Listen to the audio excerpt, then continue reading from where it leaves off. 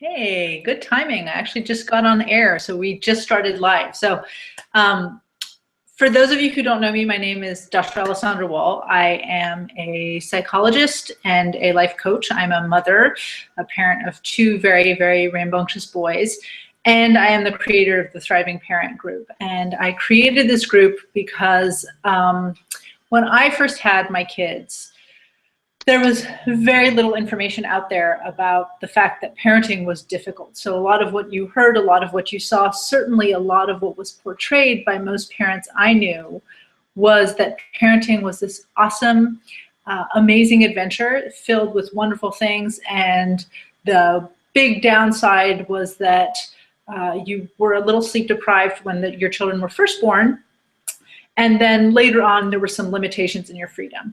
And I found that the truth of the matter was that parenting is part prison sentence and part amazing adventure, and felt the need to talk about it, and I would talk about it all the time. In the last 6 years, my oldest is 6.5 now, so in the last 6 years, there's been a huge shift. And so now we have two poles in the parenting world, especially if you read blogs. One continues to talk about how wonderful and amazing parenting is, and at the other end of the extreme is a whole group of people who talk about how awful parenting is. I created the group because I want to bring parents, right now we're mostly moms, but I want to bring parents together to really talk about how we go back to a place where parenting really is a balance between the good and the bad, and most parents can approach parenting as something that's thriving. I have very, very, very strong beliefs, and you will see this in my postings, you will see this in these videos, and when I talk about the importance of letting kids be kids, about the importance of creating space between parents and children, so that both groups can do well and both groups can learn to live independently and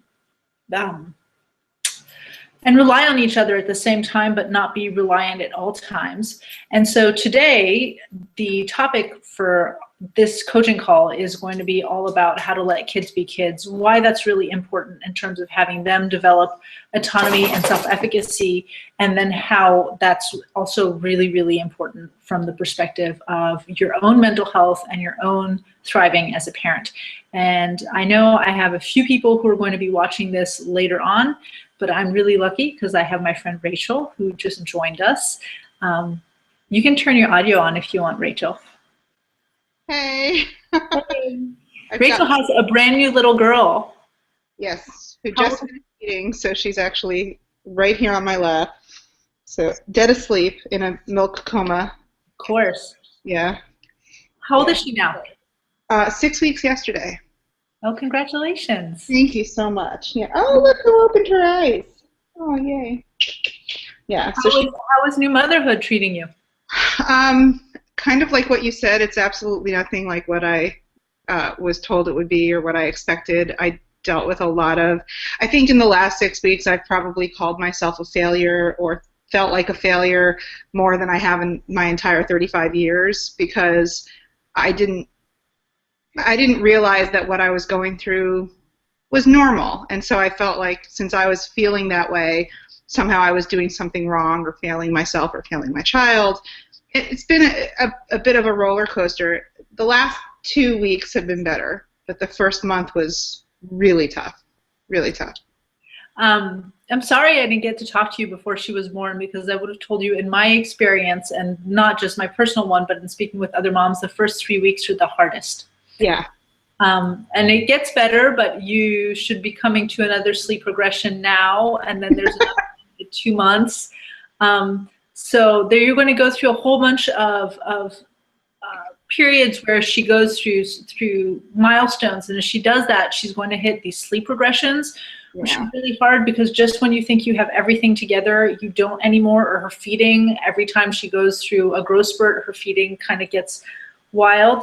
We have whole bunch of brand new moms on this group. So I encourage all of you new moms to communicate and talk. I used to text my best friend's wife in the middle of the night because I would sit and nurse and cry.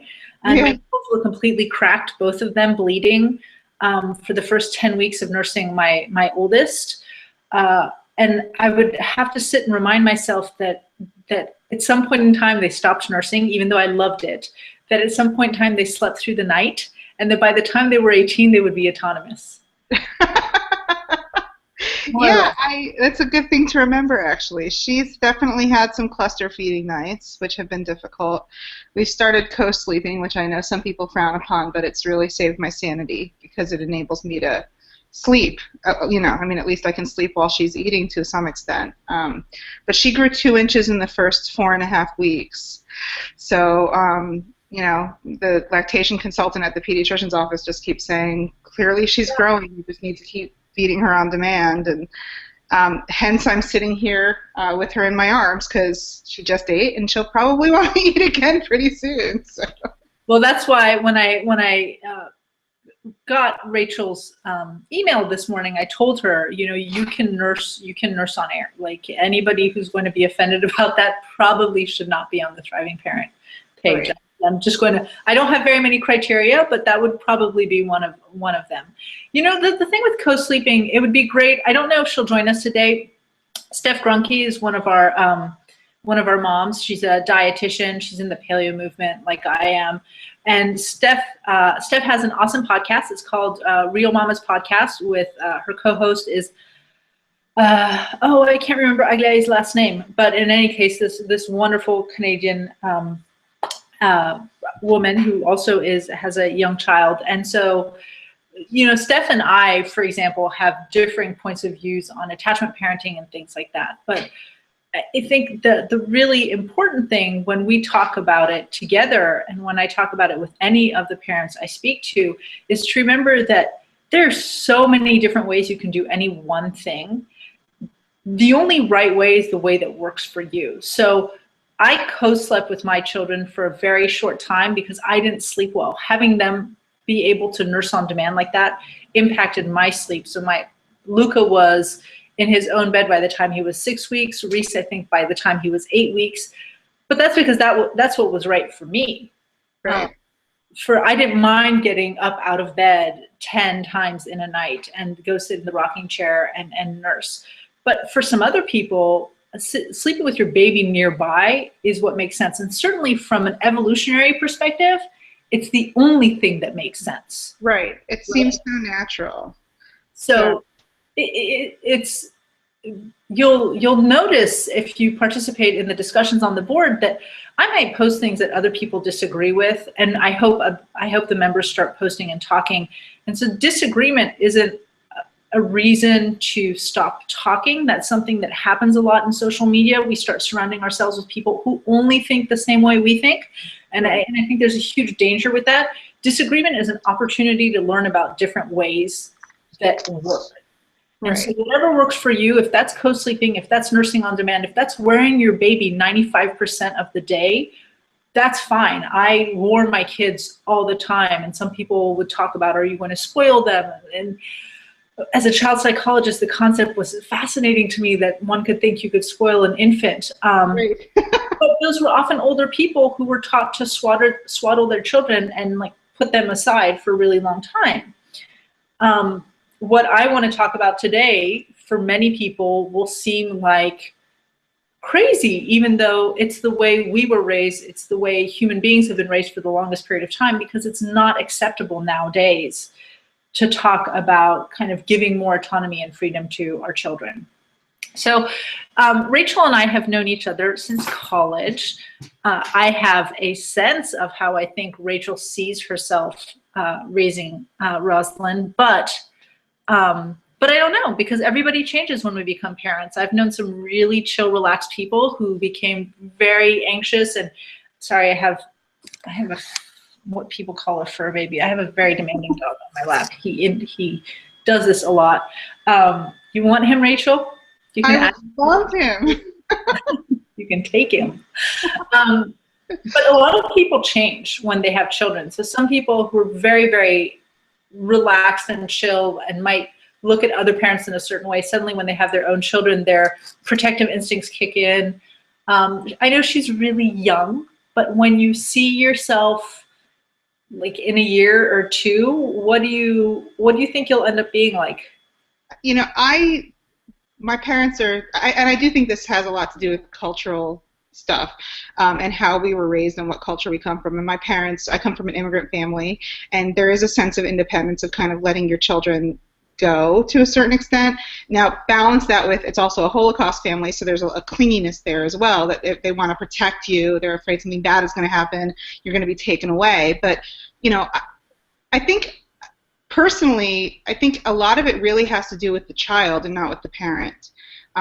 My parents were extremely overprotective when I was young, but they learned to trust me so much so that when I was 15 years old, they had no qualms about sending me off to Spain for 6 weeks, you know, to go learn a foreign language without any parental supervision whatsoever. And so I think you really have to, it's really going to come down to what's Rosalind capable of. But ultimately, I think that's what attachment parenting is all about, or the lack of attachment parenting is all about, is being able to gauge what your children are capable of and giving them the rope that they have earned, so to speak, or are capable of handling.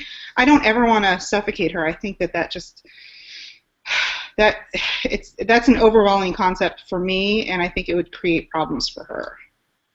Yeah, there are a couple things. So I'm going to, again, say this because I don't know if I said it or just thought it, but as a caveat, I am open to any dissenting points of view. So if you end up watching this and you're like, I think you're completely crazy, you're an irresponsible parent, please, by all means, feel free to share it. I can handle it.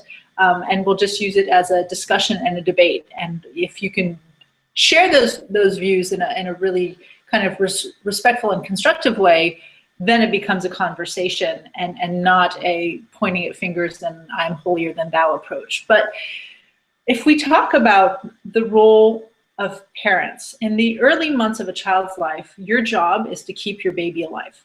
It's simple. So you feed it, you provide it with shelter, you defend it when defense is needed, you make sure your baby gets enough sleep so their brains and their body can develop. And then as your child becomes more and more mobile, and throughout most of your child's childhood and adolescence, your job, your single job as a parent, is to create a thriving, competent adult. And that requires teaching your child how to develop autonomy. And I wrote my graduate dissertation on autonomy in a specific subgroup. It was in kids with type 1 diabetes. But what autonomy comes down to is not complete independence from the parent, but an ability to think, act, and evaluate the world without complete reliance on somebody else to do it for you. And so that is what you're teaching your child. And there's a certain type of autonomy that a child should have at 9 months when they start crawling, and it's a very different kind of autonomy that a child should have at 2 years or 6 years or 10, and so on and so forth. What goes hand in hand with autonomy, this other thing that we're trying to create in our child, is this concept of self-efficacy. So self-efficacy is the belief that I am capable of doing something. And those two things go hand in hand. So as a parent, as your children are growing up, you're really trying to create a thriving human. And for those of you who have purchased or have bought the Thriving Parent package, we talk about that. Like, as you become a thriving parent, you model what it means to being a thriving adult. And that modeling is so much more important than anything you can provide in books to your children. But it requires letting go, and it requires, I think, what Rachel, you're talking about, which is gauging openly and honestly what your child is capable of and giving them just this much more room to push past those boundaries.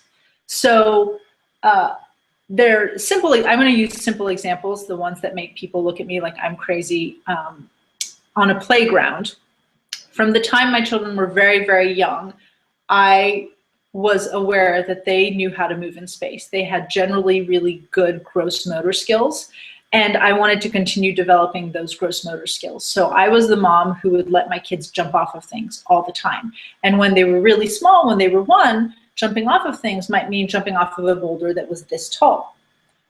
When they were 1 or 1.5, it might mean that when they decided to go down the kiddie slide face forward, I would let them go down the kiddie slide face forward. Because they're going to learn when they get to the bottom of the slide, we're not talking about some huge water park slide here, that they have to put their hands in front of their face to keep from falling. But if you never give your children that extra bit of experience where they can push past whatever boundary they're at, they're not going to learn these skills. So what I find now is that when you go onto playgrounds, when you look at children going around, people will tell me, oh my goodness, your children are so capable, they're so this. And I think, your kids are too. You leave them with me for an afternoon, I will show you what your child is capable of doing. But the problem is you're following your kid in everything they do and saying, be careful, don't do that, it's dangerous. It's important for children to place themselves in situations that are somewhat dangerous, not fatal, because fear and the fear that they feel teaches them about their limits and their boundaries. And it teaches them to be careful. So if I never practice balancing on a beam, I will not learn how to balance on a beam. But if I practice balancing on a beam and I can feel what it's like to have my stomach get all nervous and to nearly fall and to catch myself, I develop that skill as I go on. So this holds for everything. It holds, the playground stuff is super easy to talk about because next time you guys are in a playground, go watch how, and ask yourself, are you that parent? Are you that parent who is constantly reinforcing this single message to my child, which is you are not capable? I have an article in the blog that's called, I think it's called The 4 Most Dangerous Words, something like that, that talks about that. But every time you tell your child, don't do that, it's dangerous, what you are reinforcing for them is this message that they are not capable of figuring out how to negotiate the world that they have. And there's so much research coming in right now as to the impact that that is having on psychologically and emotionally and in terms of self-efficacy on young adults who are the first wave of this generation that was raised that way. So have you seen that? Do you notice that? I mean, in friends of yours who have kids or on— Oh yeah. Not just in friends of mine that have kids, and perhaps I'm judging this generation a little bit wrong, but you know, we have interviewed for hire young recent graduates in their very early 20s, 21, 22 years old, and even they seem to have issues with accepting responsibility, taking initiative, challenging themselves. And I think a lot of that has to do with what's routinely called helicopter parenting, which is really, you know, the issue. Heather had a question about helicopter parenting. Rachel, how would you define it? I think it's when a parent ultimately doesn't allow a child to experience the world and the negative aspects of the world, like the world, including, I should say, the negative aspects of the world for himself or herself. Yeah, I think that's a pretty good one. Heather was wondering if helicopter parenting only referred to parents who were over-engaged and over-involved in their children's academics. The way I understand it, the way I use the term, has to do with those parents who literally are hovering around their children. So instead of sitting back and just letting their kids go and play and letting their children, this is a really good way of talking about autonomy too, letting their children negotiate social interactions, arguing over toys, not being liked, saying mean things. These are the parents who are constantly coming in and intervening in those interactions. They're intervening in the play. They're intervening in the social interactions. What that creates eventually is these adults Rachel's talking about. They are people who have no training in how to initiate a certain behavior, and so they're completely reliant on somebody else to tell them, am I doing this right? How should I do this? Is now the time to engage in behavior A, B, or C? So most of the people on this list, just based on our childbearing ages, were part of that last generation, right? That awesome 70s, 80s generation, who, if you think back on your own childhood, ask yourself, how often were your parents watching you? How often were your parents involved in playing with you? How often were your parents right behind you when you were at a park or in your backyard or in your playroom, if you had a playroom or a bedroom? Well, you know, I was raised amongst latchkey kids, which is people whose both parents worked, and so they had no choice but to come home to an empty house and fend for themselves. And it seems to me, correct me if I'm wrong, but it seems to me like this helicopter parenting is almost like a pendulum swing reaction to latchkey kids, so that, you know, we had almost what some people would have deemed too much independence or not enough parental guidance or supervision, and the next generation thereafter is suffocated by their parents as a result. Yeah, I don't know if it's a reaction, because if you look in more, for lack of better words, like primitive cultures, that's what kids do, right? Kids go out and they do their own thing. They imitate adults. They follow adults. They play amongst themselves. You've got this extended community that's kind of involved in the rearing of the child. So the parent and the child don't need to be engaged as much. In a few weeks, maybe 2 months, I'll be releasing a podcast recorded with a woman by the name of Hillary Bromberg, who doesn't have kids but is very passionate about all this stuff. And at the end of the interview, she and I were talking about the importance of community and how we don't have communities anymore to help us raise our children. And maybe this tendency to be on top of our kids comes from the fact that before, as adults, we didn't have to be the only ones present all the time. And so there's a lot of stuff we didn't see. Thank God. I would have never, like, there are trees I used to climb that I don't think my mother would have, I mean, just watching her with my children now, I think she would have had a heart attack watching the things I did. And I broke into neighbors' yards, and I scavenged my local cemetery, their flower pit where they put all the dead flowers. I would scavenge and get pretty good flowers and go around the cemetery and put them on the tombs that didn't have flowers. And nowadays, if a parent saw something like that, they'd be like, "You can't do that. That's impossible. Like, that's rude. That's breaking rules." It was a super cool memory of childhood. It might seem a little like dark or whatever, but it came from the right place, and we don't have those communities. So I'm wondering if the helicopter parenting is actually, I hadn't thought about its origins, but more of a function of the fact that we are very isolated now. So we have these huge social networks that are virtual, but we don't have communities within which to raise our children, really. Like, our neighbors don't necessarily know us. I live, like, my neighborhood is very child friendly, but I live on a really busy street. If I just went around the corner, my kids could play out on the street a little bit more. But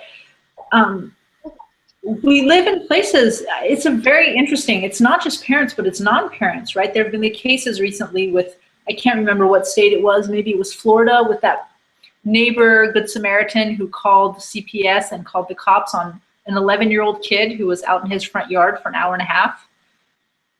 He was 11. He was out in his front yard for an hour and a half. He had access to water from a hose. He could have peed in the backyard if he needed to. It was just, he and his parents had not coordinated getting in the house. And the kid got taken away, which is really, really traumatic. Or, we all heard about the case in Maryland where the 2 children were walking to school. Same thing. Child Protective Services got called.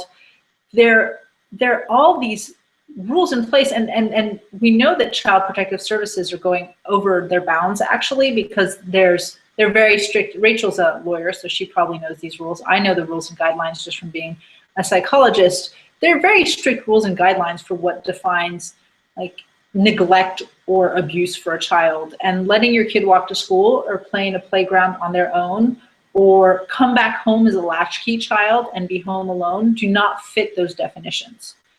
If your child is coming back home alone, they're home alone for hours, they have no access to food, that would be neglect. If your child is coming home and they're home alone for a couple of hours and they have access to food and they can eat and they can drink and you're going to be back and take care of them, not neglect. So we have these social forces that are coming on that I think, I can't tell what's the chicken and what's the egg, what has created this kind of helicopter parenting or what's an offshoot of it. But the problem now is that as parents, there's this whole generation who is taught that they need to be hyper vigilant, hyper aware of their children, and who are so overly protective, so overly involved in their children's lives that it's creating 2 problems. One is these, as we said, these children who are integrating this message that they are not capable. And you really have to think about, I'll end today talking about some things you can consider or look at in terms of evaluating how you're parenting, but you really have to think about what you're doing to your child if you're constantly telling them the world is really dangerous and you are not capable of handling it. I can tell you as a psychologist and as a child psychologist, that is just creating a blueprint to make an extremely anxious individual as they grow up. And not just a kind of stressed, jumpy, I mean like clinically anxious individual as they grow up. The other thing is, it is exhausting as a parent to have to be on top of your children all the time, because the rest of our responsibilities have not disappeared. We still have jobs to go to. We still have, partner relationships to try to build. We still have other children to take care of. We have chores. We have meals to put on the table. All of those things still have to be done. And we've added on top of that this responsibility of having to be with our children all the time, because we are telling ourselves and we are telling them that they are not capable of handling the world as it is. So one thing that you can do, that I like to do when I start placing rules on my kids, is to ask myself, why am I doing this? Is it for my peace of mind, or is it because they need it? And that's a really good way of looking at something. If you tell your child, I'm staring outside, I'm facing my window, and I'm looking at my fence, which is not a solid fence, which my 6-year-old and I are into parkour right now. So he was climbing on the other day, and I had to catch myself and go, don't tell him it's dangerous. He can totally do it. And the worst that will happen is he will fall off a 4-foot fence. He's not going to die. He's going to scrape his knee. Really worst case scenario, he falls weirdly and breaks a bone, but that's incredibly unlikely. Other really impossible worst case scenario would be he falls, he hits his head. I mean, I could create something where he dies, but that's so unlikely. So when you find yourself on a playground, or when you find yourself in the kitchen with your child, or when you find yourself watching them play in your backyard and you want to impose a rule, tell them to stop, one thing you can do as a parent is ask yourself, why am I doing this? Am I doing it because it makes me feel nervous? Or am I doing it because I really believe my child is not capable of handling this and handling the potential downfall of failing at whatever this is that he's going to fail or she's going to fail at? If it's the first one, then try to practice stopping yourself. See if you can make yourself just hold on to it and watch how they negotiate that. There are so few situations where they're going to do something that's going to create long-term damage, whether it's a physical endeavor or a social endeavor, right? Kids, it's painful to watch them. You'll see when Rosalind gets a little bigger, when your children start to get to that age of 4, 6, 7, it is so painful to watch them negotiate social interactions, because as an adult, you're like, yeah, that's really annoying. These people are not going to like you, or this kid is completely taking advantage of you and you're letting them take advantage of you, or you're letting them subtly bully you. If they're really full force being bullied, intervene. But sometimes I'll watch my kid and I'll just sit there for a while and see, is he going to let this bigger kid push him around? Is he going to let this bigger kid take that toy? Is he going to let this bigger kid manipulate the whole game or the situation? And if he does, after a while, I'll step in and tell the big kid to back off. They were doing this, hand the toy back, that's his toy, or hey, it's his turn. But if as a parent, you don't allow your child to learn how to negotiate that situation, they will always need you. And that's bad for them and it's bad for you. So first question you can ask yourself is, why do I want to intervene? Is it because it's truly dangerous? Is it because they are emotionally and or physically incapable of handling failure, in which case you have a lot of work to do? Or is it just because it makes me nervous? And if it's just because it makes you nervous, now is a good time to start practicing relaxation skills. Breathe and let go. It is only going to get worse in adolescence. The other thing you can do is try to find books about what children are capable of or should be capable of at a certain age. Try to look at what, on a normal scale, a child of 2 or 5 or 10 should be capable of doing, and then try to gauge your child next to that. If they're below par, if they're below like what the norm is, then help work with them to develop those skills as opposed to holding them back from developing those skills. Somebody, I think Heather was saying that her stepson's mom won't let him wipe his bottom yet, and he's going to be turning 7 soon. Most at my 4-year-old school, he's 3 going on 4, most of those kids are learning how to wipe their bottom. It is very gross and frustrating as a parent. It is messy. It is less than sanitary on how they approach it. But if I intervene as a parent because it grosses me out and because I'm going to have to wash their hands after, and it's another like I'm going to really have to wash their hands. I'm going to have to wash poo off of their hands, and I'm going to have to wash their butt because they kind of smear it all over after. I'm not allowing that child to develop this skill. What's he going to do in kindergarten when he's the only kid who can't wipe his bottom? Then all day long in kindergarten while he's in school, he can't go to the bathroom. He has to hold it in because he's not capable of wiping his bottom. So that's another example of kind of watching for why would you not let your child practice this. I get my littlest one, Reese, will run into the room and he'll bend over and he'll show me his butthole and go, "Is it clean?" And you know what? He's been doing this now for 2 months. More times than not, the answer is yes. And every once in a while, it's like, "Oh my God, what just happened? We need to go turn the shower on." There are little things, using a knife. Parents get really anxious about letting their young kids use knives, but you're right there. They probably don't have a sharp, like chef's knife.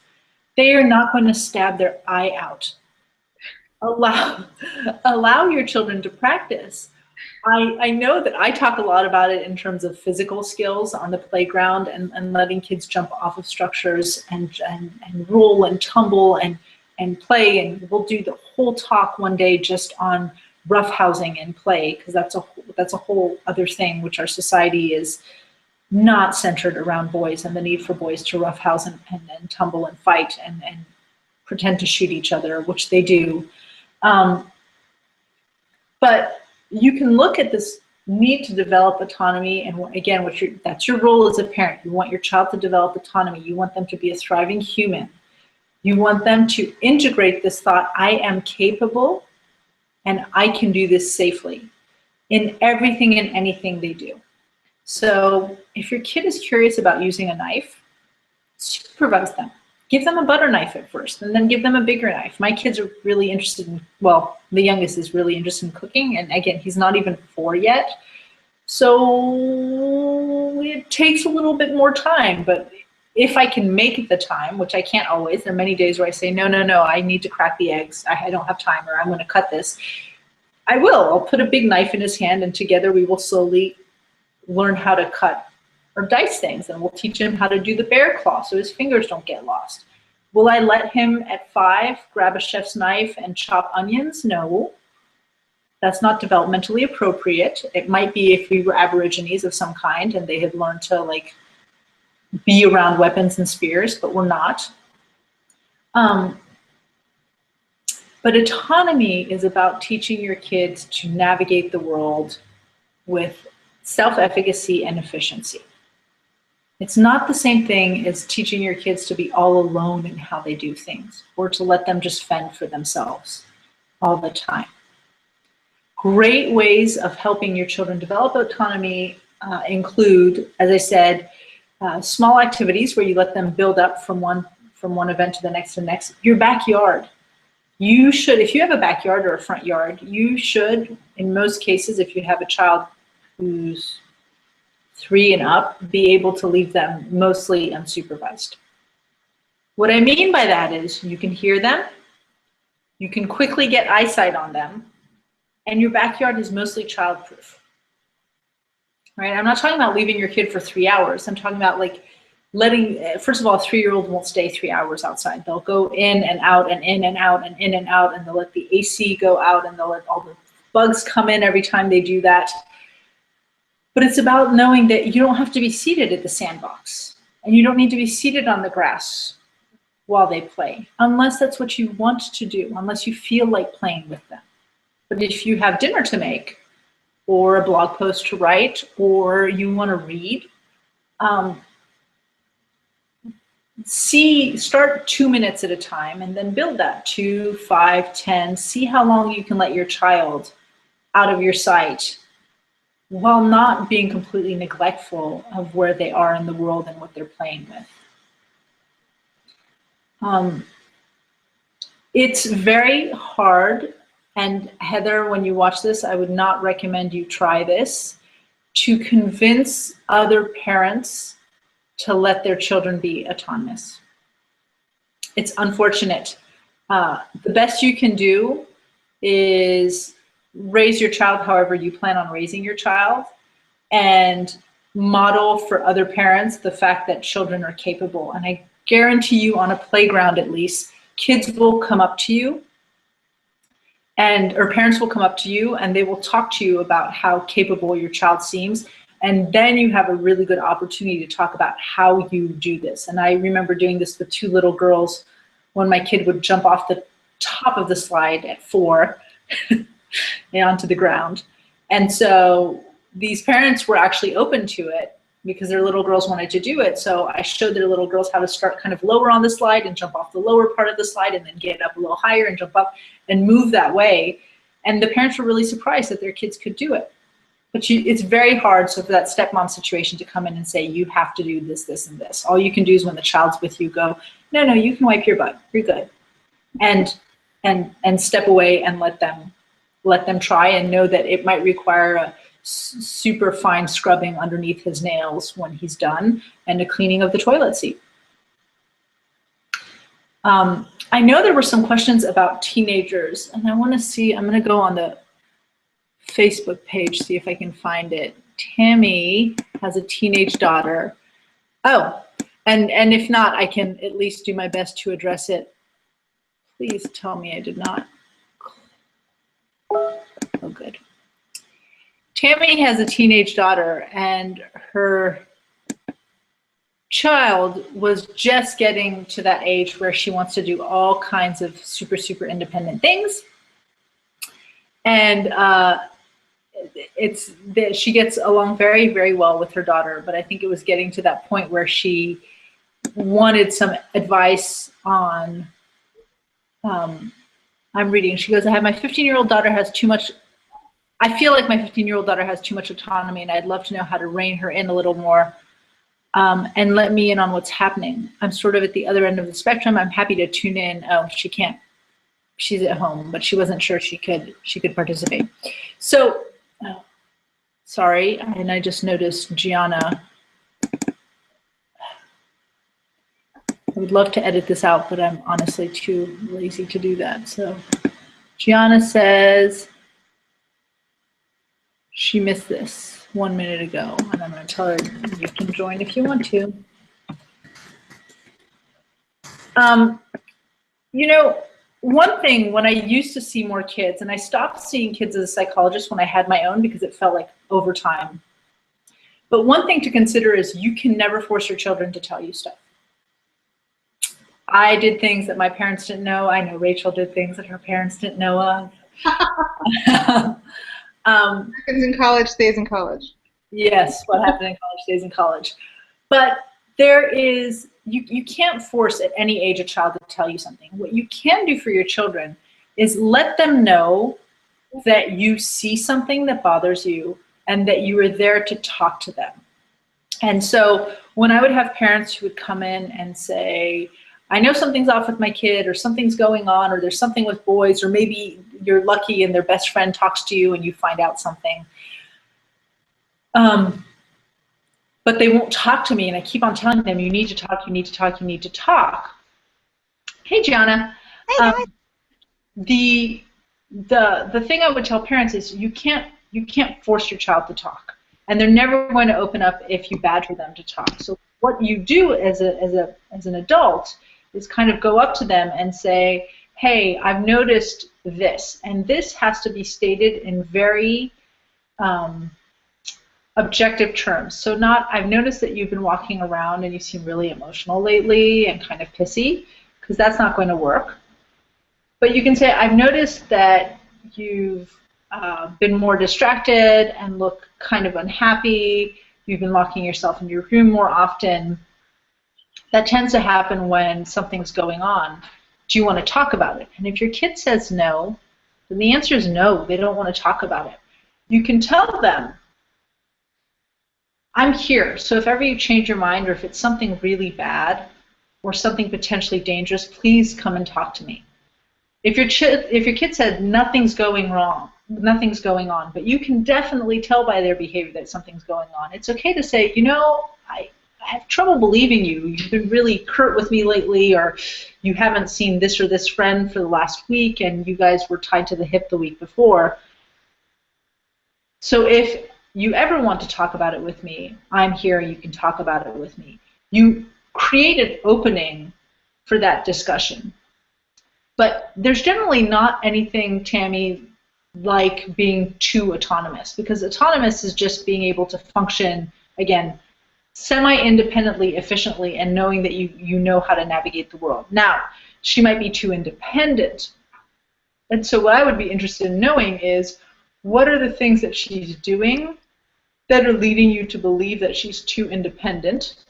And what are your expectations for how she, how you would like her to relate or to talk with you?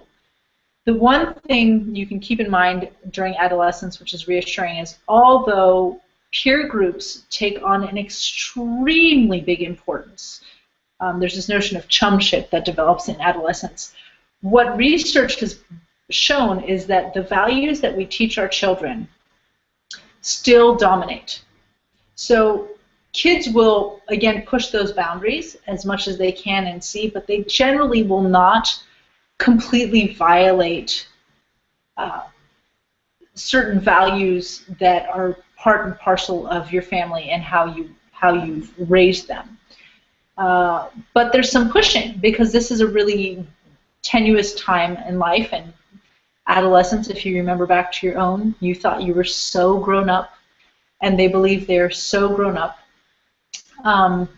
And at the same time, we know that frontal lobes, so the executive parts of the brain, don't finish developing until you're in your early 20s, which explains why we did so many stupid things. But that's good, because doing those stupid things taught us our limits, our boundaries, what we were capable of doing. From Gianna, since you're here, and I'm sorry, I'm going to walk with this to my office because I have 20% battery left. Gianna, Okay. did you have any questions specifically? I guess the biggest thing, hey, it's good to see you. Hey. I guess my biggest question is just providing Caroline like the independence. Like I certainly let her just like go play on the swing set or in the park by herself. She plays in our backyard. Sorry. Julian. No, it's okay. Play in our backyard by herself. You know, she plays at the house. But I think it just, and there are probably books and things like this on this topic, but just kind of having a framework of like, I have always loved when you've given me context of like, hey, my boys have friends over. I tell them, or their parents, I'm not going to just like hawk over them.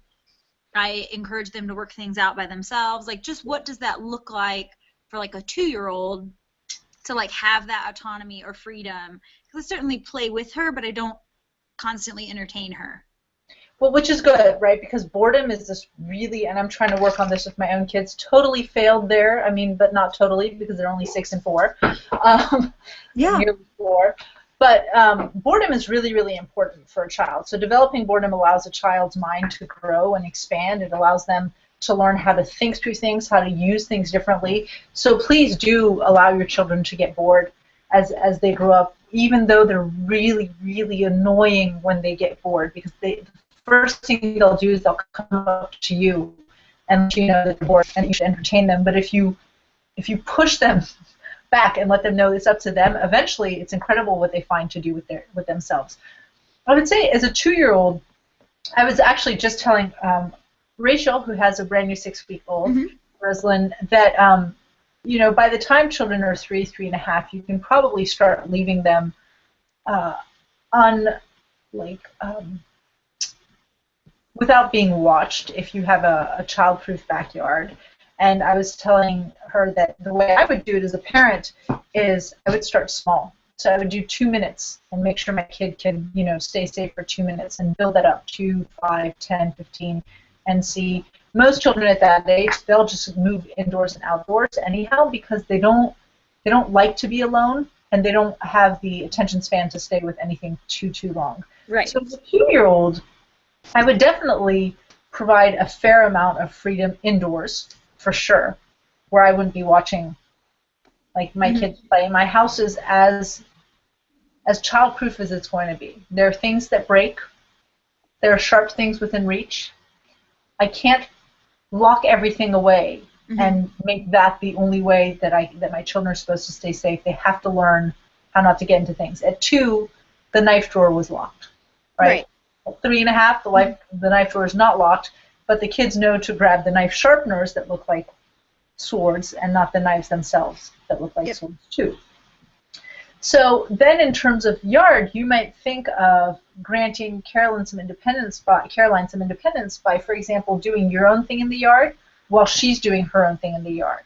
You guys are still in the same space, but she's not there. And 2 is this age of exploration. So children at 2 really, really do this referencing thing where they'll walk away from you and come back, and walk away from you and come back.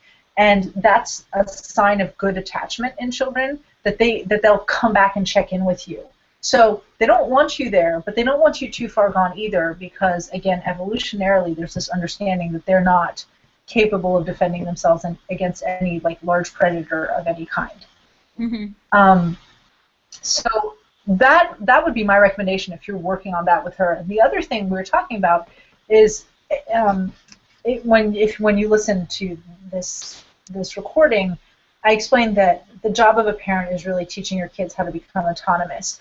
And Rachel was talking about how one of the things that might determine how much she lets her child do is not just developmentally what the child is capable of or what society is saying you should do, but really looking at her own child's individual abilities to negotiate the world. And so I was saying no matter what your child's individual ability to negotiate the world, you have to give them this much room extra.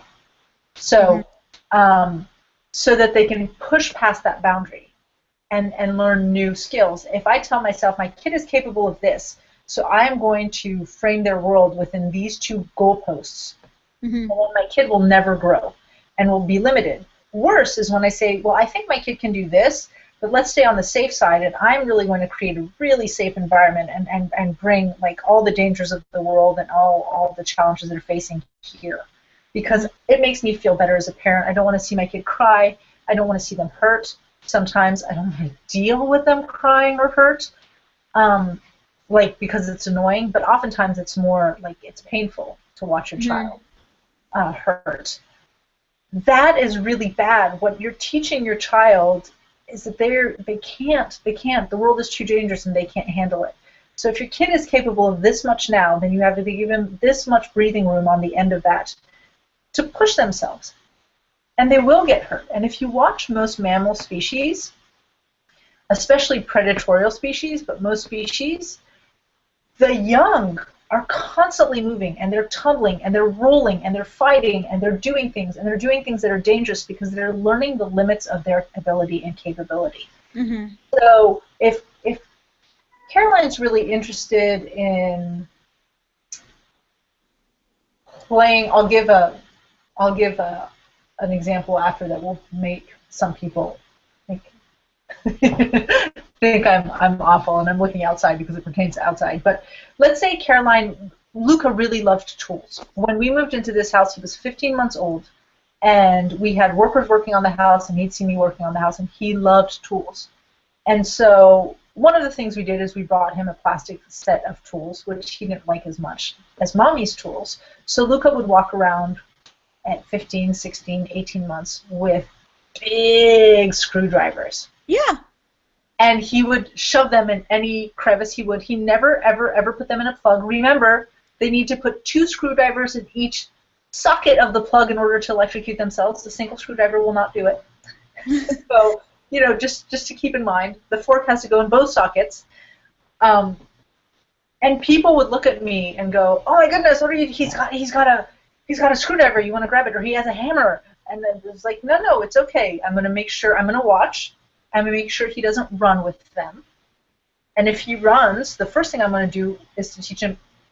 It's like these are kitty Scissors. Scissors, but it's like teaching them. You don't run like this. You hold them like this, so that when you fall, you can drop them, right? Right. So I'll teach him how to hold that when he moves, and then I can start giving him parameters for how and where to use these tools. So the hammer, I'd be like, well, let's not bang the glass door.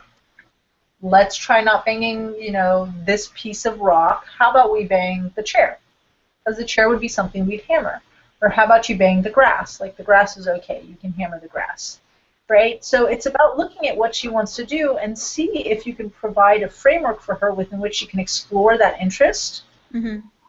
And then as she gets older and older, like it's about learning to trust your children and seeing how far they can go. So another example I was giving Rachel is kids love going down slides face first, and parents freak out about this, and I don't know why. Like they will learn eventually to put their hands out when they get to the bottom of the slide so that their face doesn't come in contact with the ground. Right. The first few times their face will come down, but it don't worry about it. But it generally is not a big issue. Kids love jumping off of things. This is really important. They're developing their large muscle groups. Let them do that.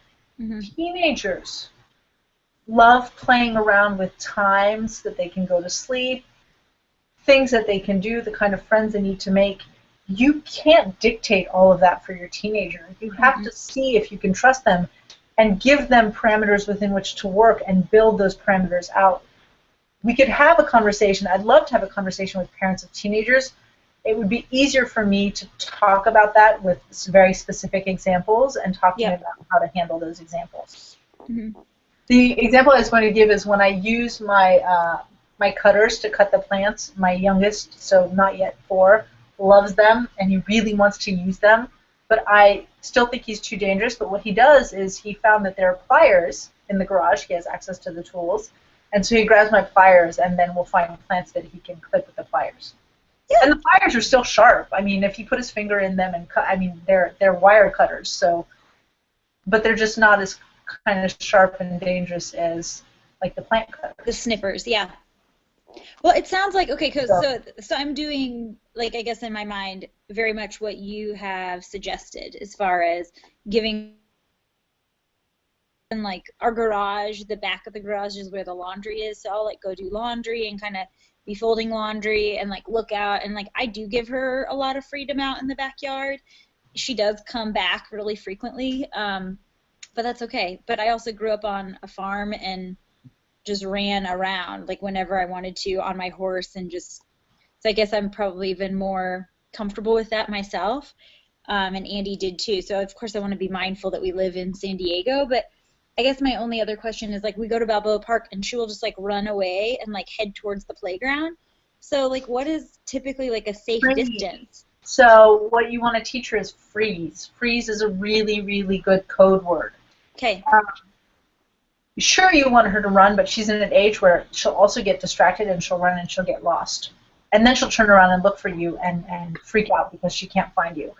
So you can play these small games while you walk down the street where she walks and then you say freeze, and you teach her how to kind of stop in place and walk and freeze. And then you teach her freeze is this really important thing. When she hears freeze, it is not a game. Because I can tell you one time before we had the gate, when Luca was 18 months, that age where they like to run and they think it's really funny when you run after them, he started walking down the driveway, and I'm like, Luca, come here. And he started walking faster, and I started running. I grabbed him last minute before he entered the road, and a car came. And I was watching him. Mm-hmm. So it's not saying that the world isn't dangerous. It's just about, like, there's certain things you have to teach them. 2 is a really good age to teach freeze. Okay. And so you can start teaching her she can run, but when she hears freeze, she has to stop on the spot. Okay. Bad things happen. I came from a family where the person who would have been my oldest sister drowned just before her 2nd birthday. And because we had a swimming pool and there was a wall, and she put a bunch of boxes together, and she climbed on the boxes and she climbed over the wall, and it was a momentary lapse. My mom was inside. She thought the caretakers, nannies were outside. They probably thought she was outside. My brother, who was 4, was outside. Like, bad things happen even to the most responsible parents. It takes a split second, but that doesn't mean, and really bad things, right, like losing a child like that. But that doesn't mean that the right way of approaching your children is suffocating them and sheltering them from everything in the world. Because at some point in time, they're going to leave you. And if they've not learned the skills to think on their own, to be safe, to move their bodies in the world, to negotiate social relationships with other people, then you've not taught them how to be a thriving human. And I know we didn't talk about it too much this time. I'd love to have a bigger discussion about it. But as a parent, it is suffocating to have to be the guardian of your child and try to keep a life of your own. If you're always following your kids and you're living their life and trying to live yours, you have no time to continue fostering a relationship with your partner. You have no time to engage in the things you want to do unless the children are asleep. And then you're too tired. So it's really important to thrive as an adult. Part of thriving as an adult is giving some of that autonomy to your children and learning how to handle your own anxiety about the fact that they are going to get hurt emotionally, they're going to get hurt physically. That's part and parcel of growing up. Any last questions, ladies? I think there's another element to this that I don't think we really got to talk a lot about, and I'm hoping maybe we can talk about in the future. But the other side of the same coin of teaching your child autonomy, in my opinion, is a child learning how to be okay with failing. So sometimes they're going to do something that they're not capable of, and they have to learn how to cope with that failure. And I don't think a lot of children these days have that ability. Everybody's always a winner. Nobody fails. Your parents are always there to pick you up and, you know, make sure that you're a success. And if something goes wrong, they're going to call the teacher, they're going to call the principal, they're going to make it right. And so you lose the capability of learning how to cope with those kinds of problems. I don't know if that's what's contributing. I know I've read reports that, you know, more kids in college today are depressed than ever before, and I don't know if that's a contribution to that, but, you know, for me, I know we talked about this early on, that I have called myself a failure or felt like a failure more in the last 6 weeks than ever before in my life. I think to a certain extent, I'm learning how to cope with failure, you know, as a parent, and it's important to me, because I'm going through it very presently, that my child learns how to cope with failure so she doesn't have to experience this in her 30s. But I think that that's a part of autonomy. I think you're right. It's a huge, huge part of autonomy, that as they learn to negotiate the world, part and parcel with negotiating the world is that they're going to get hurt, right? So we said, we talked a little bit about the social, but the social is as a parent, the social is probably more painful to watch than the physical.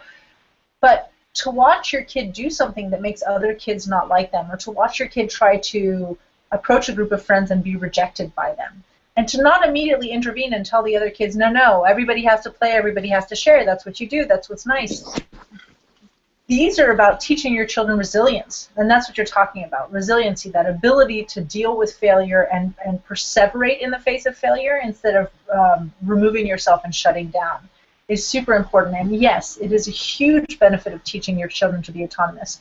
When my kids fail at something, I don't sugarcoat it. I don't call it anything else than failure. I fail at things. They fail at things. There's an absolute measure of failure. We talk about, like, you know, people only become really great at things if they practice a lot. We talk about the fact that, you know, if you fail, if you lose at a game, if you lose in soccer, and you actually really care about it, just try harder. And if you don't care about it, then maybe you don't care about it. I openly tell my kids when they bring medals from soccer, like participation medals, I'm like, I tell them, I'm like, mommy doesn't really I mean, it's a cool medal. I like it, but mommy doesn't think everybody should be given medals because I'm like, who won?